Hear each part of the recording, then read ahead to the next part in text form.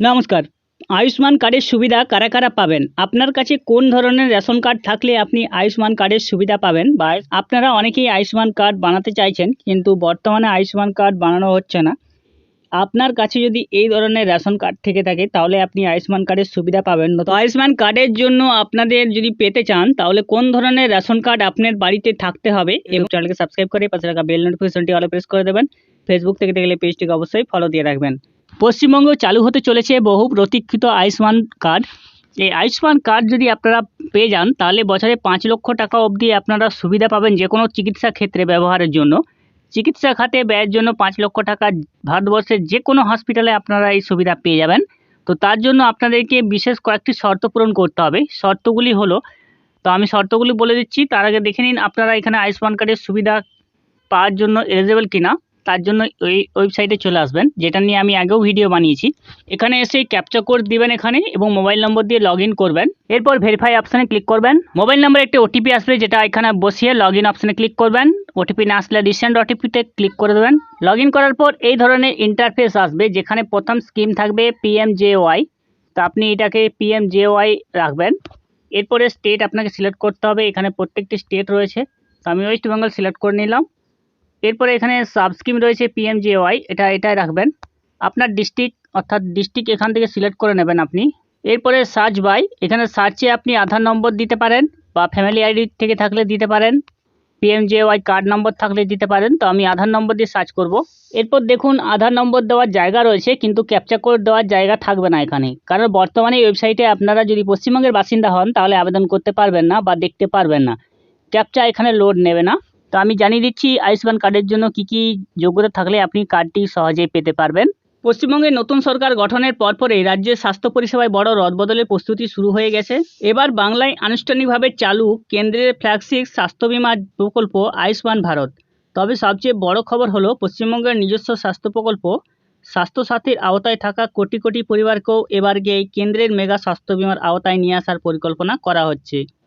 অর্থাৎ পশ্চিমবঙ্গের যে নিজস্ব প্রকল্প রয়েছে, স্বাস্থ্য প্রকল্প স্বাস্থ্যসাথী, সেখানে যে সমস্ত পরিবারগুলো রয়েছে, তারা কিন্তু এই আয়ুষ্মান ভারত প্রকল্পের আওতায় এবার নিয়ে আসার পরিকল্পনা করা হচ্ছে।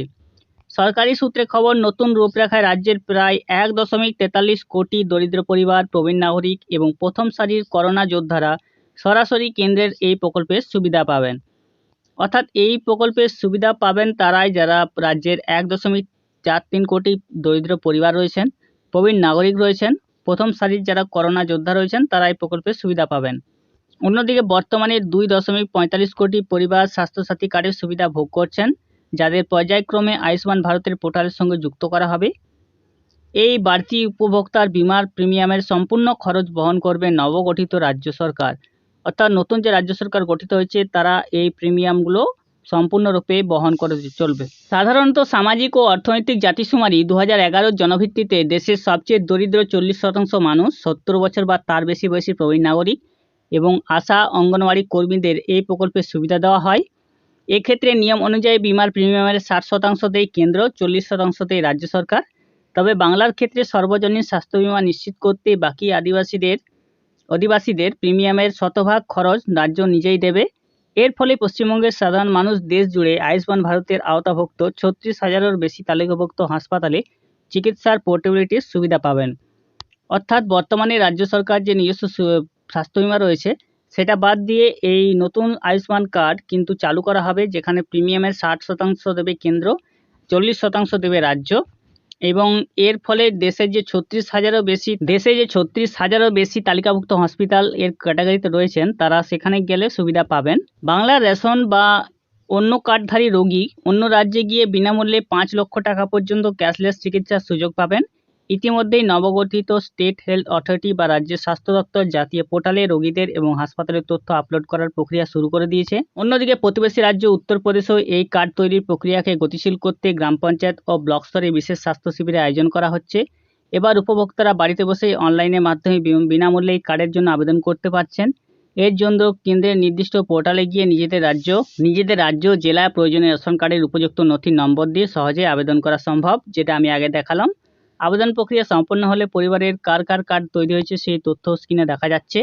পশ্চিমবঙ্গ আগামী দিনে সাধারণ মানুষের সুবিধার্থে সহজ সরল অনলাইন ব্যবস্থা, বিশেষ ক্যাম্পের মাধ্যমে কার্ড বিলির ব্যবস্থা হতে চলেছে বলে প্রাথমিক সূত্রে ইঙ্গিত মিলেছে। তো সবথেকে বড় প্রশ্ন হলো কোন কোন রেশন কার্ড থাকলে এই সুবিধা আপনি পাবেন। আপনার বাড়িতে রেশন কার্ড রয়েছে, কিন্তু কোন রেশন কার্ড থাকলে আপনি সুবিধা পাবেন।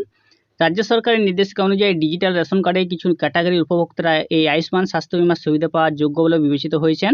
এওয়াই বা অন্তর্দয় অন্ন যোজনা কার্ডধারী পরিবার। 2 নম্বর হচ্ছে এসপিএইচএইচ বিশেষ অগ্রাধিকার প্রাপ্ত বা স্পেশাল প্রায়োরিটি হাউসহোল্ড কার্ডধারী পরিবার যারা রয়েছেন। 3 নম্বর রয়েছে পিএইচএইচ অর্থাৎ অগ্রাধিকার প্রাপ্ত বা প্রায়োরিটি হাউসহোল্ড কার্ডধারী পরিবার।